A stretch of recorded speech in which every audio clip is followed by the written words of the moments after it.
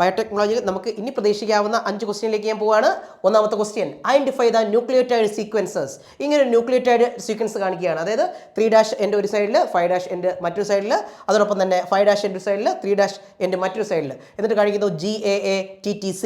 അപ്പോൾ അതിന് ഓപ്പോസിറ്റ് മറ്റൊരെണ്ണം തന്നിരിക്കുകയും ചെയ്യുന്നു. അപ്പോൾ ഇത്തരത്തിലൊരു ന്യൂക്ലിയോടൈഡ് കണ്ടു കഴിഞ്ഞാൽ നിങ്ങൾ ഉറപ്പിച്ചോളൂ, അങ്ങോട്ട് വായിച്ചാലും ഇങ്ങോട്ട് വായിച്ചാലും ഒരുപോലുള്ള ന്യൂക്ലിയോടൈഡ് സീക്വൻസുകളെ എന്ത് വിളിക്കും? അവയാണ് palindromic nucleotide sequences. Palindromic nucleotide sequences. എങ്കിൽ സ്റ്റെപ്സ് ഇൻ PCR. ആദ്യം PCR-ന്റെ ഫുൾ ഫോം ഒന്ന് പഠിക്കുക. എന്താണ്? പോളിമറൈസ് ചെയിൻ റിയാക്ഷൻ ആണ് അല്ലേ? അപ്പോൾ എന്തിനു വേണ്ടിയാണ് നമുക്കറിയാമല്ലോ? ജീൻ അല്ലേ?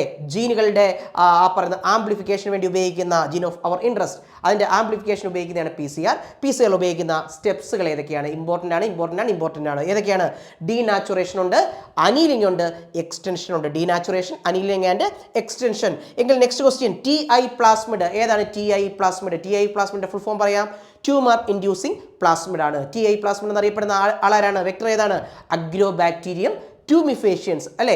ജെനറ്റിക് എഞ്ചിനീയർ എന്നറിയപ്പെടുന്നതാണിത്, അഗ്രോബാക്ടീരിയം ട്യൂമിഫേഷ്യൻസ്. എങ്കിൽ എക്കോ ആർ ഫസ്റ്റ് എന്നതിന് ശേഷം അത് എന്തിനെ റെപ്രസെൻറ്റ് ചെയ്യുന്നു? അതിൻ്റെ ഫുൾ ഫോം എഴുതുക, അല്ലെങ്കിൽ അതിൻ്റെ ഓരോ ടേംസുകളും എന്തിനെ റെപ്രസെൻറ്റ് ചെയ്യുന്നു എന്നൊരു ക്വസ്റ്റ്യൻ ചോദിച്ചാൽ അപ്പോൾ നിങ്ങൾക്ക് ആൻസർ എഴുതാം. E for Escherichia, C for coli, then R for RY and 13. First എപ്പോഴും എന്തായിരിക്കും?